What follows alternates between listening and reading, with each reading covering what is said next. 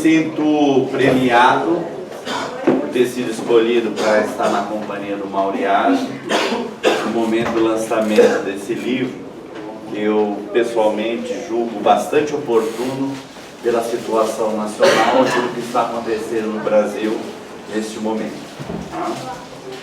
Ainda que o livro seja de uma grande relevância teórica, talvez na sua primeira parte, onde o Mauro apresenta ensaios que ele publicou em diversas revistas, né, sobre marxismo, eu acredito que a segunda parte é que vai de fato talvez interessar a maioria neste momento, por conta dos embates políticos que nós estamos tendo no Brasil recentemente, né?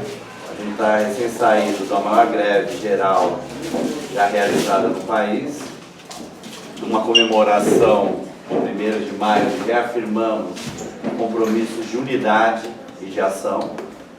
E o livro lançado no dia 2 de maio, acredito que venha coroar no aspecto intelectual uma reflexão absolutamente necessária para todos nós que estamos nos movimentando na defesa dos direitos dos trabalhadores, portanto, dos nossos direitos, né?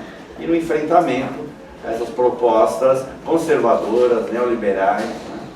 Que hoje eu estava vendo a discussão na Câmara do Trabalho no campo, você deve ter visto, né?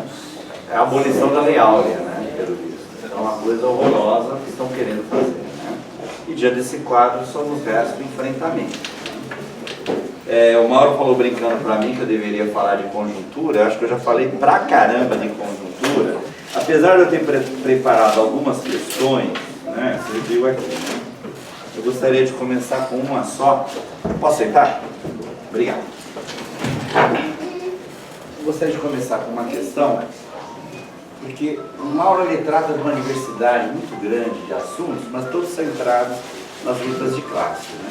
Desde a discussão teórica até os ensaios sobre conjuntura. E na medida em que você fala no seu pós-fácil, que é muito atualizado o pós-fácil que o Mauro apresenta no livro, me ficou uma pergunta na cabeça. O velho Lenin falava da legalidade e da ilegalidade, né? Isso veio à mente, e aí eu gostaria de perguntar para o Mauro, na sua visão, como deveriam ser estabelecidos os vínculos entre a luta política nos marcos institucionais, mediante que você fala de construção de uma alternativa real e poder dos trabalhadores, que você vem destacar no pós-fácil, recorrente a tudo que você escreveu anteriormente. Acho que já poderia ser um começo. Que você não fala sobre vincular essa construção real de alternativa do poder dos trabalhadores com a institucionalidade, né, com a legalidade. Aí eu pediria que você fala aqui o que está gravando, né? Bom, obrigado, Antônio, obrigado aos camaradas presentes aqui. É um prazer estar aqui para divulgar esse trabalho. Vou falar um pouquinho do livro e aí a gente entra nessa questão que o Antônio Carlos nos traz, né? Esse livro ele surge de uma provocação do Milton Pinheiro. Numa das discussões ele colocava que alguns dos artigos e intervenções na conjuntura sobre esse último período precisavam ser compilados de alguma maneira para tornar disponíveis no seu conjunto. Então, respondendo um pouco a isso, eu fui dar uma sistematizada naquilo que estava sendo publicado em alguns capítulos de livro, na coluna mensal na Boitempo, em algumas revistas, tentando fazer um trabalho que dá um certo esforço no sentido de você aparar estas, né? Evitar repetições, tentando dar um conjunto nisso. E aí me chamou a atenção que, percorrendo essas discussões bem próprias da conjuntura, ali no calor dos acontecimentos, sempre tinha a intenção de destacar uma categoria, um conceito, uma reflexão teórica mais de fundo, né? Então, eu comecei a organizar uma primeira parte onde se destacaria teoricamente esses conceitos, que na segunda parte iriam se amarrando ali naquilo que eu estou chamando de trama conjuntural, né? E foi um trabalho interessante, foi um negócio legal de fazer, por quê? Porque a gente tem o costume de apartar essas duas dimensões, né? Uma coisa é a nossa discussão histórica, teórica, mais de fundo, e outra é a conjuntura, né?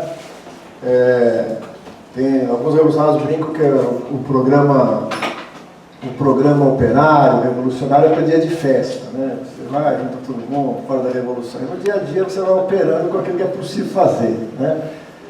E não é essa a nossa concepção, né? Quer dizer, aquilo que está sendo vivido no dia a dia é a maneira pela qual a história vai sendo construída, que vai colocando desafios, que vai colocando barreiras que precisam ser superadas. Então, a história não acontece naquele plano ali metafísico lá em cima, enquanto aqui no cotidiano as coisas se dão no terreno do compromisso, das reformas, do vamos vivendo para ver onde vai dar, né? O Lukács, na sua ontologia do ser social, afirma que os indivíduos envolvidos ali no cotidiano, no dia a dia, têm a impressão que tudo que acontece é casual, né? Afinal de contas, ele está vivendo isso enquanto indivíduo, isolado, né? No calor dos acontecimentos, né? Mas é só afastar um pouco a lente que a gente consegue perceber determinações que nesse corte mais imediato não são visíveis, né? O caráter de classe do Estado, as classes em luta, o período histórico que a gente vive, né? Então o desafio teórico é pegar essas dimensões históricas, teóricas, e ver o momento onde elas estão sendo construídas assim no dia a dia. É interessante que na primeira parte, que deveria ser mais densamente teórico, não se deixa de discutir conjuntura. E na segunda parte, que está mais voltada especificamente à análise de conjuntura, está presente a dimensão teórica, né?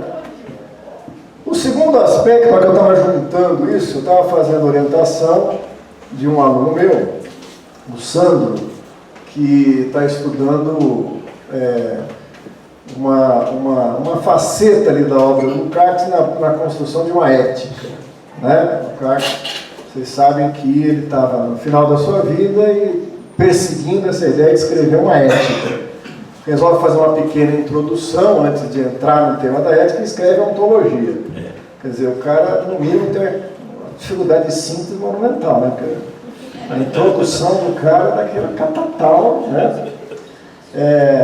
Mas ele estava percorrendo a hipótese dele é que desde o início da vida do Lukács ele já tem questões que remetiam a uma certa dimensão ética, ele está buscando isso lá, né?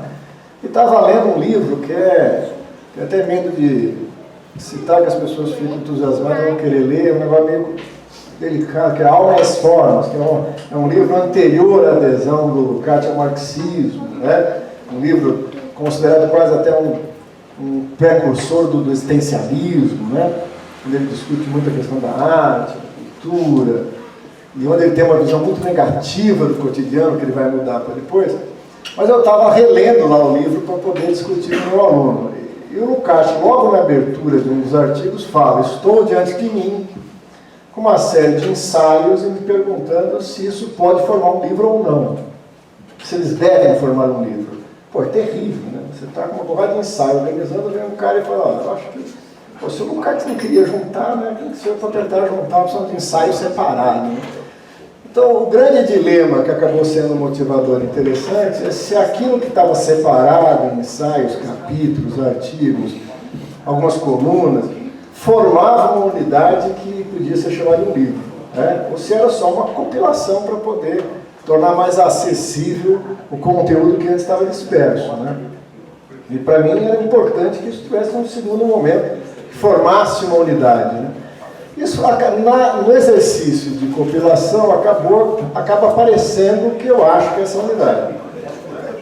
Zé Paulo, que faz o prefácio, chama atenção disso, né? Eu juro que eu não combinei com ele, né? Ele leu os manuscritos, também percebeu isso, então acho que faz sentido, aí fica no juízo de vocês para comprovar se é verdade ou não. Mas o que acaba dando uma liga a essas partes são questões de duas ordens, vamos dizer assim. Uma é essa que descrevi, né?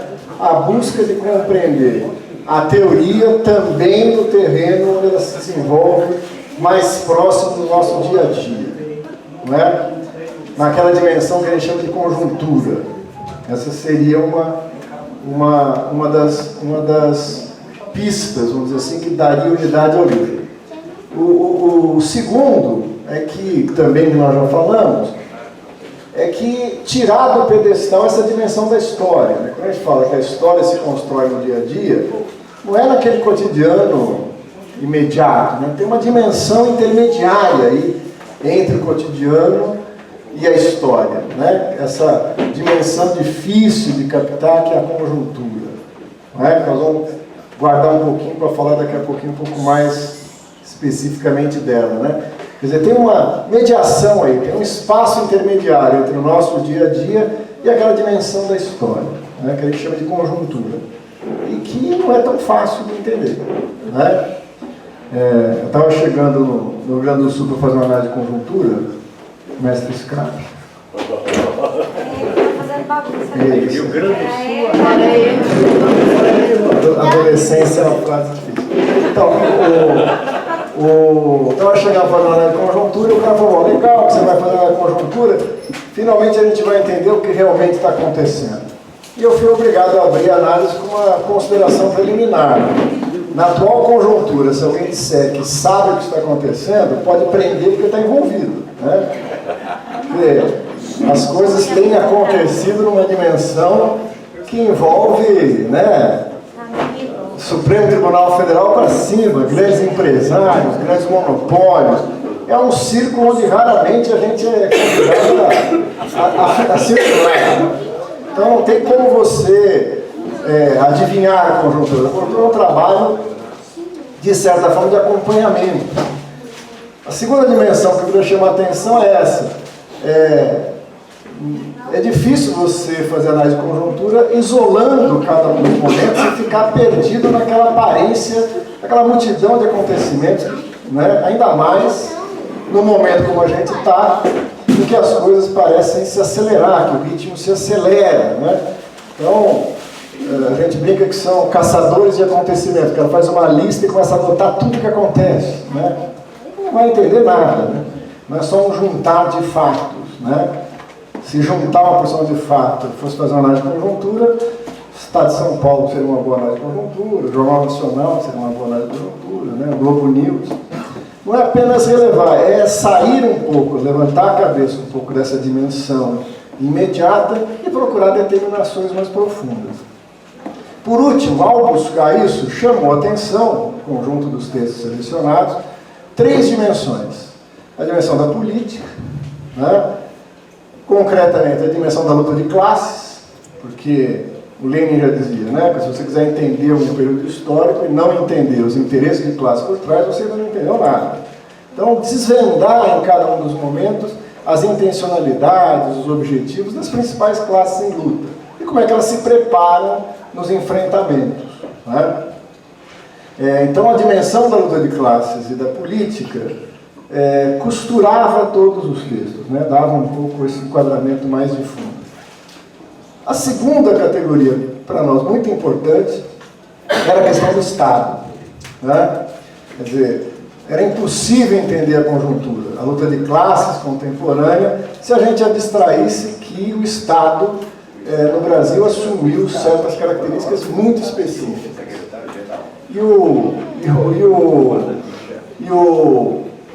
O legal da discussão do Estado é que ele assume uma forma, e o desfecho da conjuntura acabou comprovando isso, muito distinta daquela do que a teoria política, do que as ciências sociais imaginavam o Estado brasileiro, né?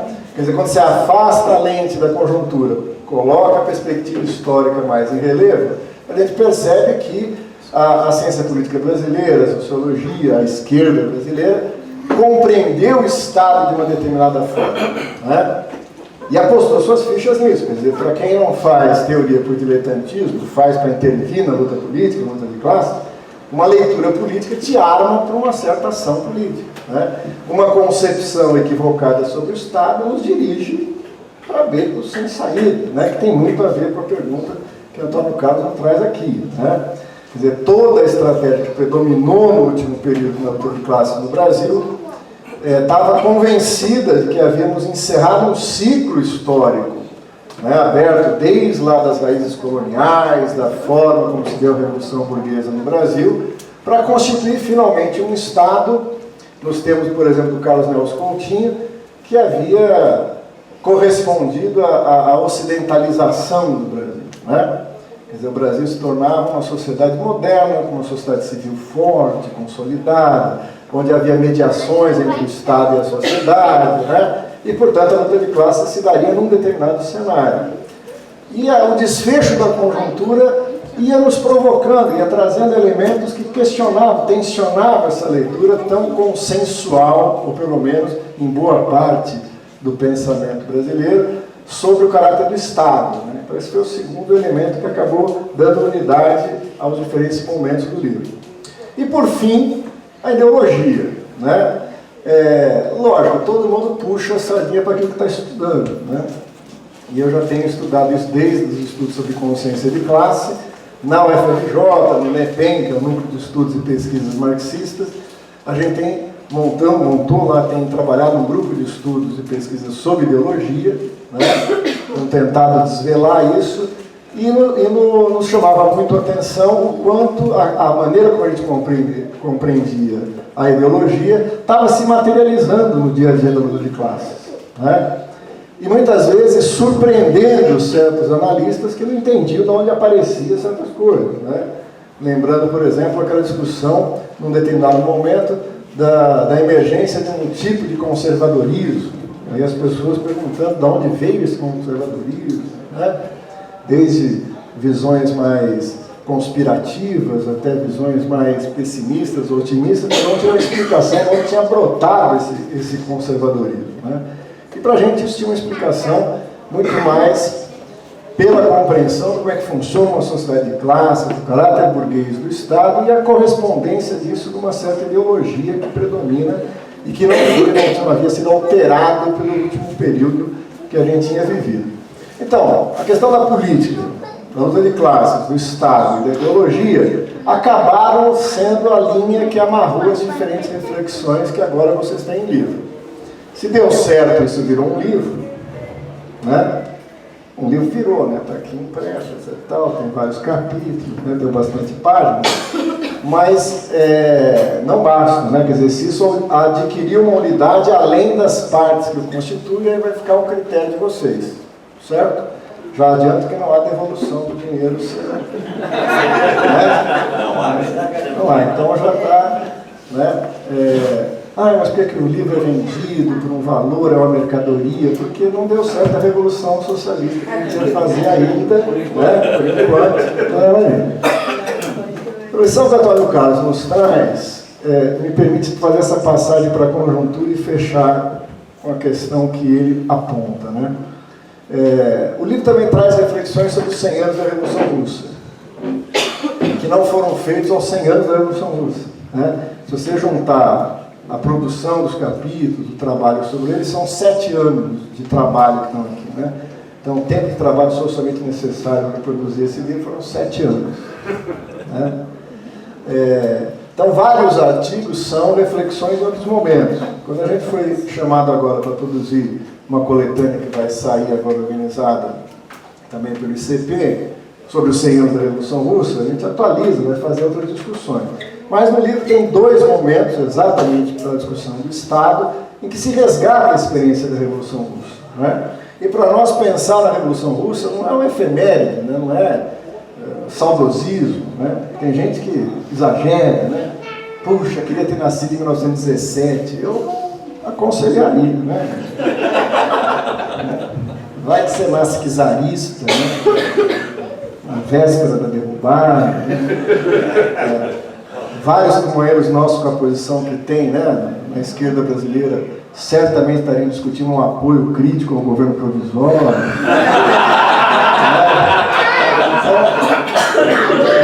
Não é tão bom assim você mudar de época sem grandes outras determinações, né?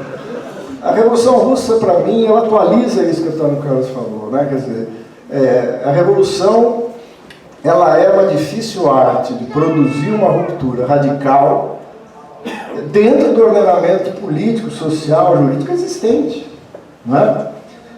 O Marx e Engels, já na ideologia alemã, em 1847, diziam que o comunismo não é o ideal que se impõe ao mundo do nada, né? Ele é o resultado de um desenvolvimento material da própria sociedade atual, né? É um paradoxo da dialética, mas é algo essencial para quem quiser entender a luta de classes. A construção de uma alternativa revolucionária se dá nas condições existentes, né? Por isso que entender aquilo que Lenin chamava a atenção da análise concreta, de uma situação concreta, é tão importante, porque é nela que você vai atuar, não é? É através dessas condições materiais em que você atua que você pode construir ou não os patamares que podem te levar a uma experiência revolucionária exitosa, como foi a Revolução Russa, né? E quem conhece a história da Revolução Russa sabe o quão difícil foi combinar essa ação nas condições existentes, não é?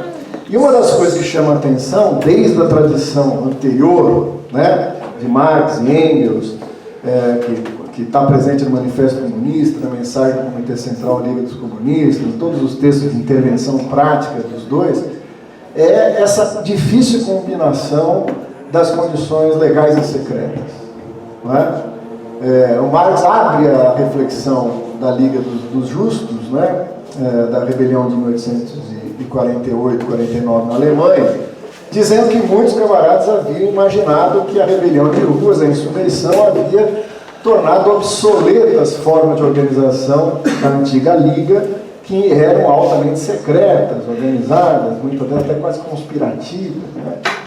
Então seria um duplo erro, vamos dizer assim, tanto aqueles que, se apegando às formas mais secretas, deixassem de participar das ações públicas de massa que 1848 e 49 permitiam, até aqueles que acharam que exatamente por esse cenário momentâneo de luta de massas ficaria relativizada a necessidade da organização disciplinada, organizada, anterior.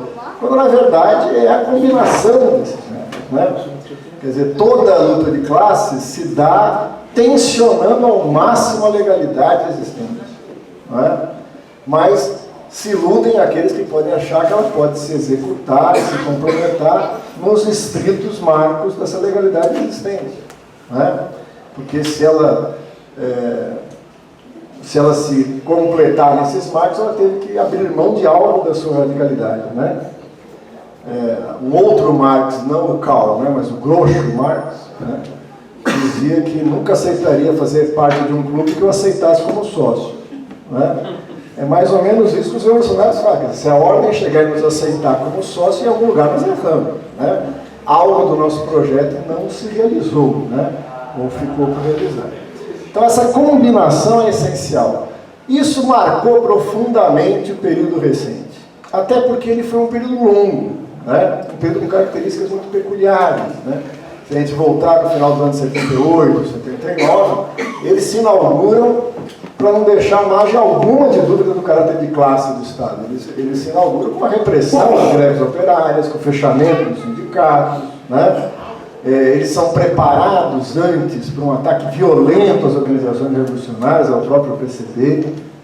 Então, não havia nenhuma dúvida do caráter de classe do Estado. Mas havia, claramente, no seguir, no andar do processo, um período que o Estado burguês apresentava-se nos marcos daquilo que a gente convencionou chamar de uma democracia burguesa.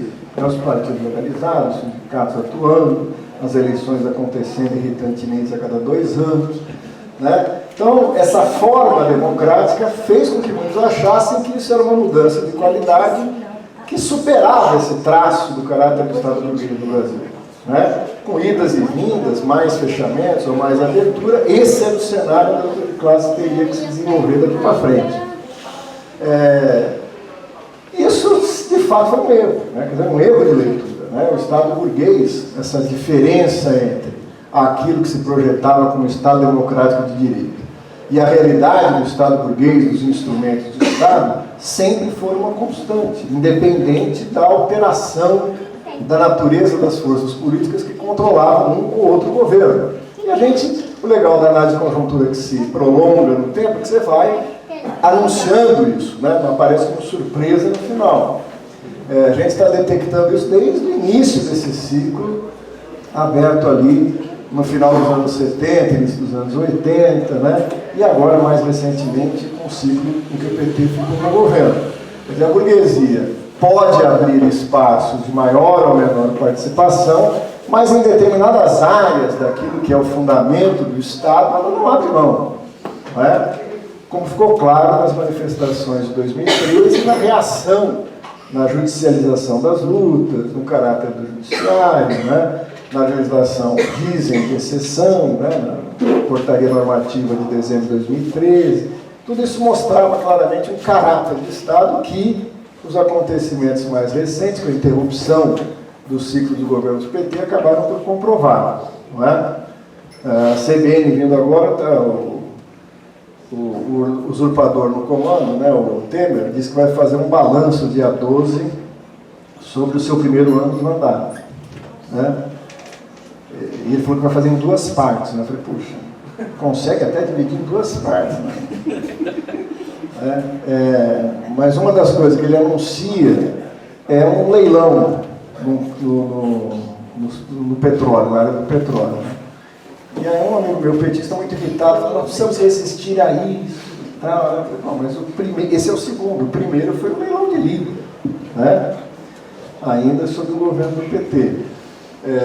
Não podemos permitir essa quebra da legalidade democrática, mas muito essa legalidade democrática vai sendo quebrada pouco a pouco, né? Através de um endurecimento da lei trabalhista, de flexibilizações, da quebra do caráter público dos serviços, né? Da implementação das OS. Então, quando você vai analisando isso no longo do tempo, parece ficar claro que a dimensão mais profunda dos interesses de classe predominam na defesa desse Estado. Né? Não é que agora o Estado se tornou um comitê executivo dos interesses da burguesia. Ele já era o seu caráter mais profundo de classe. Né? Agora, a análise conjuntura também mostra que essas variações na conjuntura são importantes. Né? Então, voltando à questão de Antônio Campos. Na medida em que os trabalhadores se veem diante de cenários onde a possibilidade da luta democrática é possível, eles devem aproveitar ao máximo. Não é? Quer dizer, a capacidade de organizar as lutas sindicais, de chegar com a proposta política do partido até aos trabalhadores, é evidente que isso tem um espaço na democracia que agora, pelo inverso, quando a gente está fechando, a gente começa também a perceber a natureza qualitativamente diferente, né? Só para citar alguma coisa, aí os defensores da escola sem partido, né? Mas que não fica só numa iniciativa de lei, é um movimento que vai para cima, que tenta hostilizar as posições de esquerda, cria um mito, né? A ideologia ajuda muito a entender isso, né? Precisa evitar que a esquerda, o pensamento marxista, tome conta das nossas escolas, das nossas universidades. Eu não sei onde eu estava nos últimos 30 anos, que eu perdi esse momento onde o marxismo tomou as universidades, virou hegemônico, né? Todo mundo que já deu aula no Estado sabe o grau de liberdade que existe de pensamento, né? Um crítico que toma conta do professorado e tal, né? Então, a ideologia tem por essa função essa inversão, né? Essa criação dessa névoa que impede de ver as coisas. Agora, é evidente que ocupar esses espaços, como foi ocupado duramente na resistência, na luta de classe, nas escolas, nas universidades, no sindicato, nos bairros pobres, é um cenário democrático que permite isso, uma ditadura, um fechamento, fecha. Né? Agora, o Partido Revolucionário tem que estar preparado para qual cenário? Não é? Então, a gente estava no 13 de maio estudando a história das revoluções, e tem um momento da Revolução Russa, logo após as jornadas de junho, aonde o governo provisório endurece, né? Lógico, né? Está sofrendo pressão dos soviets, não consegue resolver o problema da guerra, não consegue resolver o problema da terra. Então a facção burguesa no governo dá um ultimato aos membros soviéticos que participavam do governo para o endurecimento, que é um endurecimento, né? À risca, né? proibição das greves, ilegalidade do Partido Bolchevique, restabelecimento da pena de morte no front, desarmamento dos operários nas fábricas. A gente faz um parênteses, né? Veja que a burguesia já teve situação difícil. Imaginou administrar uma fábrica com operários armados? Tenta demitir um cara armado, não é fácil, né? Depois, né, quer dizer, nós temos um momento efervescente de fevereiro, né, em junho, julho, que nós estamos falando, em que os trabalhadores estão fazendo assembleias, estão elegendo delegados, então é restabelecimento das disciplinas na fábrica, tudo. E os membros, né, vamos dizer assim, indicados pelos soviets, dos SR, dos socialistas revolucionários, dos mencheviques, né, aceitam esses termos. E tem um fechamento brutal, né? Tem um fechamento brutal, né? O Lenin tem que cair na mais rigorosa clandestinidade, os sindicatos são perseguidos, né? E o que o partido faz? Veja, um partido preparado unicamente para a luta legal estava escrevendo suas memórias, né? Tentamos, foi legal, né? Um dia a gente volta, né? Mas os bolcheviques estão fazendo um congresso na clandestinidade e tomando a decisão da insurreição. E a gente falava para os nossos alunos, né, para os nossos companheiros lá nos cursos, como é que um partido pode dar esse passo atrás? Ó, não esperava nada diferente de vocês, vou recuar para a clandestinidade. Mas recuar para a clandestinidade não é algo que se faz, né? Por uma decisão, éramos legais, agora não somos mais, né? Pôde fazer isso porque tinha toda uma estrutura, né, clandestina, que não ficava à vista dos órgãos de repressão do governo czarista, que permitiu que o Partido Bolchevique usasse rigorosamente esse ensinamento de Marx e Engels, que é a combinação entre formas legais e formas secretas. Nos perguntando lá no cargo, como é que está isso hoje? Mal, para dizer um, né? Nós temos um longo período de democracia, onde os partidos se prepararam muito pouco para mudanças de conjuntura dessa natureza que estamos vivendo. E a burguesia sempre esteve preparada. Uma das coisas que tem nos artigos do livro, que eu destacaria, eu vou falar muita coisa que senão vocês não compram para saber o final, mas eu vou contar só essa partezinha. O Gramsci tem uma famosa discussão conhecida do Gramsci, que ele está polemizando sobre a via estratégica da Revolução, e ele vai dizer o seguinte, ele fala, olha, os trabalhadores, como é conhecido, não podem realizar uma estratégia de assalto insurrecional ao poder em sociedades onde o Estado consolidou-se e criou, dentro da sociedade, trincheiras avançadas onde a política da burguesia consegue ganhar legitimação, apoio, consentimento de parte da própria sociedade. Então é necessária uma luta dentro dessa sociedade para contrapor esse poder da burguesia, que eu chamo de hegemonia burguesa, para poder, no segundo momento, tomar o Estado. Certos gramscianos esqueceram esse segundo momento e acham que dá para passar o resto da vida só disputando a hegemonia na sociedade. Mas para o Gramsci, se tratava de uma posição, guerra de posições, e não do movimento, para tomar o Estado. Mas o Gramsci, nesse momento que eu destaco, está dizendo o seguinte, isso é muito difícil. Essa é uma lei geral da guerra, a transformação da guerra de movimento em guerra de posição. E também a guerra de posição e guerra de movimentos novamente. Né? Foi o que aconteceu na Guerra Civil, está dando exemplo, na Soviética, está dando exemplos disso. Falou, isso é muito difícil operar pelo Partido Revolucionário. Né? Porque quando ele opta por uma guerra de posições, né, ele, de certa forma, se desprepara para a guerra de movimentos e para o assalto ao poder. Enquanto a burguesia não, é isso que eu queria te chamar a atenção. Né? O Gramsci lembra um destacamento do exército italiano na Primeira Guerra Mundial, que se chamava de ardites, né? Ele vai dar o nome de arditismo, por causa desse destacamento que são os ardites, que literalmente são tropas de assalto. Né? O exército está lá, marcando posições, né? Defendendo territórios, mas tem aquelas tropas que vão estar preparadas para fazer assaltos. Né? Como é que traduz isso para a política? Né? A burguesia guarda posições numa luta de hegemonia, mas está totalmente sempre preparada para, se tiver que interromper, e tem os instrumentos para fazer isso. Não é? E é o que a gente viu na análise do Estado recentemente. Se aqueles que querem derrotar as classes dominantes não tiverem a mesma capacidade de combinação dessas formas de luta, dificilmente eles terão condição de reverter uma situação defensiva tal como a gente se encontra hoje, né? A conjuntura, para ir finalizando, porque o pessoal imprudentemente até falou que tem brotinho. E quando começa a chegar próximo do Natal, a gente tem que, né, não pode continuar falando. Então, eu preparei alguma coisa mais ou menos desse tamanho, depois o Antônio pode me ajudar complementando alguma coisa. A conjuntura começou agora a inflexionar novamente, né?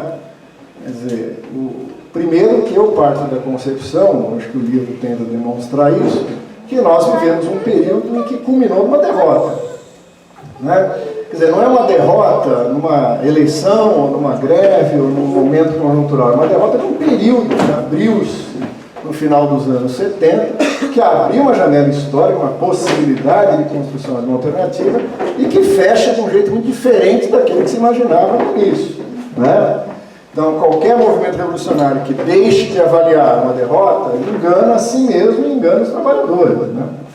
O Licey Garay, que escreve a história da Comuna de Paris, um jornalista que participou da Comuna de Paris, apresenta os seus manuscritos sobre os acontecimentos, e um membro da Comuna alerta ele, fala: ó, camarada, muito boa a sua história, está muito realista, você conta o que aconteceu, mas é uma mensagem para gerações futuras, pode desanimar as pessoas, né? Você fala dos nossos erros, você fala das coisas que deram errado, né?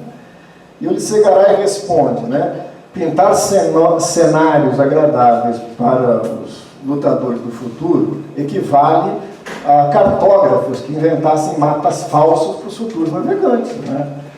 Nós vamos ter que trabalhar em cima disso, aprender com os nossos erros, né? Então eu estou convencido que a gente viveu uma derrota, está vivendo ainda uma derrota. A classe trabalhadora foi desarmada para as tarefas que ela tinha que enfrentar nessa quadra histórica, né? Desarmada na sua autonomia, revertida a sua consciência de classe tão duramente constituída no processo de lutas que antecederam a resistência à ditadura, a passagem no período de democratização, né? Quebra de instrumentos institucionais importantíssimos, né? Que são sindicatos, que são associações, que são partidos políticos, que são chegam nesse momento atual duramente questionados, né? Infelizmente, em grande parte, com razão pelos trabalhadores. Qualquer trabalhador que foi no 1º de maio, não naquele que nós estávamos, mas ali na força sindical, percebe o quanto, assim, né? Vê o quanto o sindicalismo foi deslocando-se, né? Para não falar de outras coisas, né? Que estavam mais aqui perto da Paulista e que tem certas características semelhantes, né? Então, isso é uma derrota, isso é um desarme os trabalhadores. Mas na dimensão da auto-organização, da consciência de classe, a derrota também deixa marcas muito profundas, é difícil reverter, né? Porque muita gente imaginava o seguinte: a crise desse período, que coincide com a crise da força política que hegemonizou a luta dos trabalhadores nesse período, abriria quase que imediatamente o espaço para uma alternativa, né? Acaba um, começa outro, né? E na história raramente isso acontece. A crise do PCB, que culminou no golpe de 64, não é imediatamente substituído por uma alternativa. Tem um período de transição, tem um período de recomposição das forças, de aprendizado, né? E nós temos que viver isso ainda. É difícil imaginar o fim imediato dessa conjuntura, numa retomada meio que miraculosa. A greve de 28 é animadora, né? Acho que todo mundo que participou ativamente, que viveu, que ajudou a construir, como no nosso caso, né, do PCB, se anima naquela possibilidade que há pouco tempo atrás parecia tão distante, né? Realmente há uma adesão considerável. Eu não gosto daquelas coisas, a maior greve desse século. Pô, nós temos... Né? O século é novo ainda, eu espero que tenha outras melhores, né? Depois, assinando finalmente, depois de 100 anos, fizemos uma greve. A greve de 1917 durou 30 dias, a gente teve dificuldade a chegar para 5 horas da tarde, já estava difícil de segurar aquela coisa. Então, sem ufanismos, é uma boa notícia, né?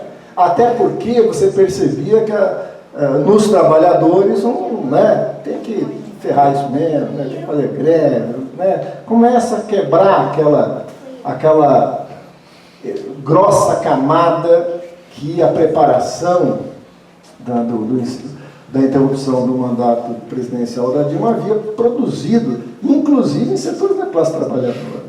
Né?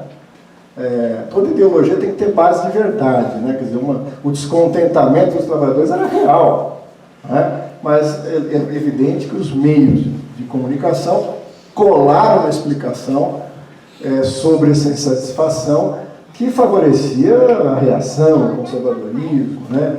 Reeditar o anticomunismo. A gente até ficou contente, né? Poxa, lembraram da gente, né? Tiveram que colar neles a faceta de comunismo para poder atacar, quer dizer, a gente ainda incomoda, que é muito bom. O pessoal do MBL, da Escola Sem Partido, ameaçou ir numa atividade que a gente estava fazendo lá na UFRJ, da Semana da Reforma Agrária, né? E o pessoal do MST, ali do Partido da Juventude, se preparou todo para recepcioná-los, mas eles não foram. A gente ficou muito decepcionado. Por que a gente errou? Será que a gente não está mais incomodando eles, né? Mas também descobrimos que eles prometem e não cumprem nada, né? Então não iam cumprir isso também. Mas essa percepção ainda, quando a gente está voltando para aquele elemento mais imediato da conjuntura, a maneira como os trabalhadores estão entendendo as coisas que estão acontecendo, está cada vez ficando mais didático, né? Quer dizer, como um trabalhador para no ponto de ônibus e vê um cartaz da Previdência dizendo que essa reforma vai ser boa porque vai aumentar a igualdade e acabar com privilégios, por menos que ele entenda das coisas, ele para e fala, eu acho que não. Né? O caráter do Congresso fica cada vez mais nítido. Né? Agora, os desafios são enormes, porque dessa derrota a gente sai fragmentado. A direita é forte, a gente tem às vezes o risco de tratar a direita quase como folclore, né? Extrema-direita, a direita não sabe o que faz, o Temer, né? O Temer é um peão nesse jogo, ele está lá para fazer isso que ele está fazendo mesmo, para ser tostado, né? A verdadeira alternativa a burguesia está gestando, está no forno, né? Eles operam e jogam bem a luta de classes, eles não são amadores nisso, né? E tem esquemas para queimar e descartar porque o essencial não vai ganhar, né? Aí fica difícil. Então a pessoa fala, não, a burguesia está em pânico, né? O Temer está com 4%. O Sarney, sempre batendo na mesa para não evocar maus espíritos, o Sarney estava abaixo do bico de cobra, mano, né? Num determinado momento ali, show Sarney. Então, e o cara conseguiu renovar seu mandato, chegar no final e deu as cartas dos governos que se seguiram. Então, às vezes a gente precisa tomar cuidado com esse nosso ufanismo em fechar cenários conjunturais. O Temer realmente está muito desacreditado. Mas a pergunta é, ele precisa ser acreditado para fazer o que está fazendo? Né? Ele não tem apoio popular, mas a reforma da Previdência vai ser votada num amplo plebiscito, previamente esclarecido do que quer dizer reforma, ou vai ser votado por aqueles deputados e senadores que estão lá. O sindicato, a gente perdeu o sindicato lá na UFRJ para uma força mais centrista, né? Não chega a ser de direita, eles não têm capacidade intelectual para isso, mas são pessoas lá meio perdidas. E a campanha não sabe o que fazer, eles se elegerem em cima do mote, não fazer greve. Qual a sua proposta? Não sei, mas é não fazer greve. Não, tá bom. Então, se for eleito em cima dessa plataforma. Agora eles querem fazer uma greve e não sabem como, tá? Vamos esperar. Mas, para resistir à reforma, ele falou, não vamos fazer greve, vamos fazer uma campanha de esclarecimento popular. Então eles botaram nos bairros, fizeram uma pesquisa, gastaram dinheiro. Fizeram uma pesquisa para achar aonde eram os redutos eleitorais dos deputados do Rio de Janeiro. Aí foi no maior reduto do cara e botou um outdoor, né? Esse deputado teve tantos votos aqui, quer tirar sua previdência, pressione e tal. Aí eu fico imaginando a cena, você imagina um deputado desse, liga, o assessor dele liga e fala, tem um cartaz aqui no bairro dizendo que você vai votar, e o cara entra numa crise moral, ética. Ele para e pensa, gente, né? O que eu vou fazer? Eu já aceitei um cargo no governo, verba, financiar a campanha, não é isso? Recebi dinheiro, mas eu vou mudar meu voto e vou votar porque meus eleitores não querem isso. Ele está de costas para para isso, a democracia brasileira não precisa de votos, os caras se elegem por máquinas. Né? Quem é decisivo para um cara desse estar lá é o financiamento de campanha. E os bancos estão lá pagando para ele votar para fazer a reforma da Previdência. Então não é por aí que a gente vai conseguir pressioná-los. Né? Então, a direita tem ainda muita chance de implementar, pelo menos no curto prazo, o projeto pelo qual ela se empenhou em fazer. Né? O que vai gerar um cenário de luta para o próximo período. E é para isso que nós vamos ter que estar preparados. Não é? Agora, onde vai dar esse cenário? Né? Como é que ele vai, qual que é o desfecho? Será que o pós-fácil fala? Difícil, a conjuntura está tão acelerada que, né, eu ia ter que fazer um prefácio por semana. Esqueci de desligar meu telefone, tem um cara me ligando aqui, mas eu preciso atender, porque esse cara precisa atender. É rápido.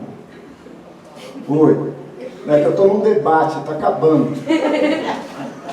Eu sei, mas... Tá, peraí. Ele falou que tem a resposta para essa última pergunta. Eu vou botar ele. Então, eu vou botar ele no Viva Voz. A pergunta é, aonde vai dar isso? Certo? Será que isso se fecha? É bom deixar ele falar, porque senão ele não vai parar, vai ficar insistindo. Eu vou botar ele aqui no Viva Voz para ver se ele responde para a gente onde isso vai dar.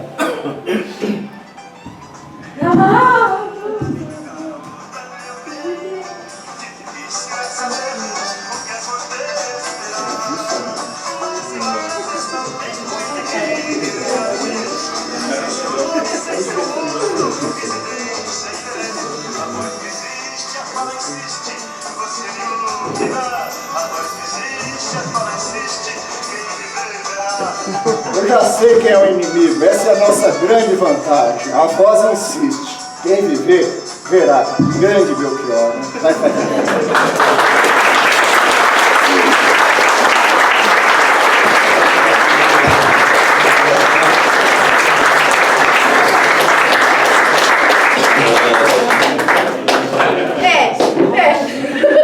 Olha, eu acho que depois desse final fica até complicado.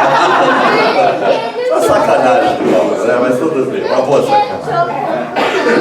Evidentemente que haveria outras questões, seriam questões mais pontuais, né?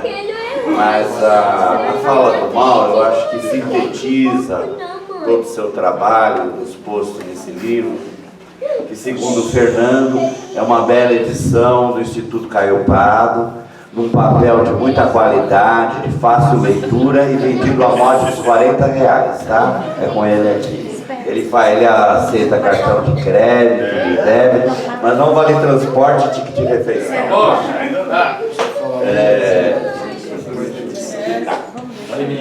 Olha, eu sei, está brincando um pouquinho, precisando ouvir um pouquinho o ambiente, porque são questões muito prementes, são questões que mexem profundamente na nossa vida particular, na nossa vida política, na nossa vida de trabalhadores, né?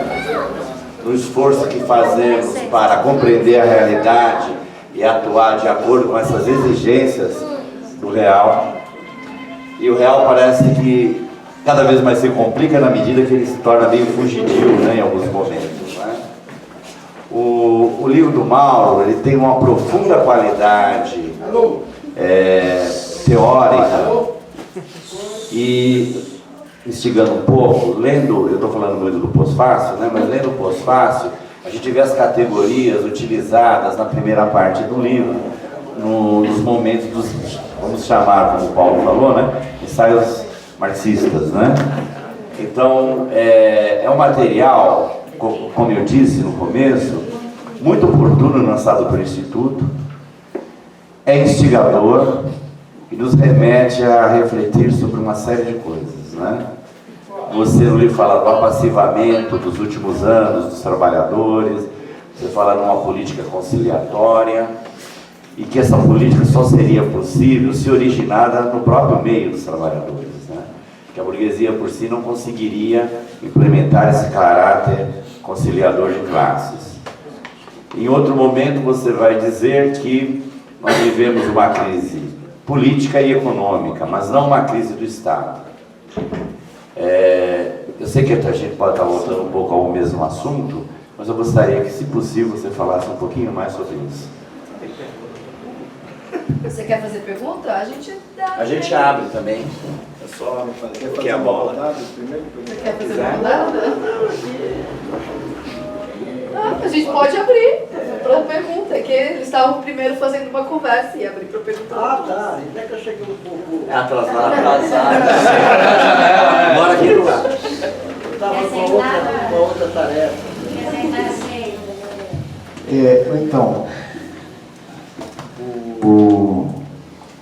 aí no finalzinho da primeira, né, eu fiquei mais sentado na questão do legal e secreto, mas o Antônio Carlos falava da questão das alternativas reais, né, quer dizer, como é que você vislumbra nessa conjuntura alternativas reais de poder.